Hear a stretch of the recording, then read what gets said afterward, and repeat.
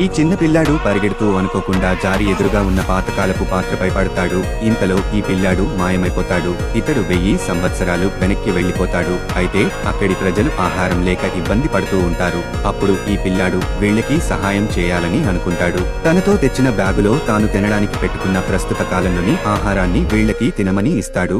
వీళ్ళు ఈ latest food తిని ఇది చాలా రుచిగా ఉందని చెప్తారు. ఇంతలో రాజుగారు ఈ పిల్లాడి మెడలో ఉన్న లాకెట్ ను చూస్తాడు. అయితే ఈ రాజుగారు కొన్ని సంవత్సరాల క్రితం అనుకోకుండా భవిష్యత్కు వెళ్తాడు.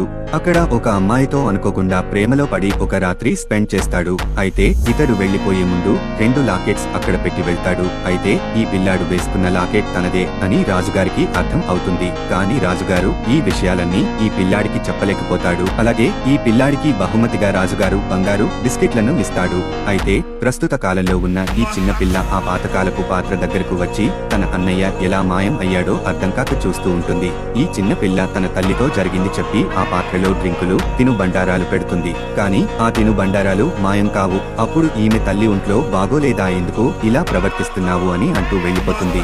అప్పుడు ఈ చిన్న పిల్ల ఆ పాత్రపై వంగి చూస్తూ ఉండగా ఈమె మెడలోని లాకెట్ ఆ పాత్రపై తగిలి ఈమె కూడా మాయం అయి రాజుల కాలానికి వెళ్లిపోతుంది. అయితే రాజుగారు ఈమె మెడలో ఉన్న లాకెట్ కూడా చూసి వీరిద్దరూ తన పిల్లలే అని అర్థం అవుతుంది. మిగతా స్టోరీ కావాలంటే వీడియో లైక్ చేసి ఛానల్ సబ్స్క్రైబ్ చేసుకోండి.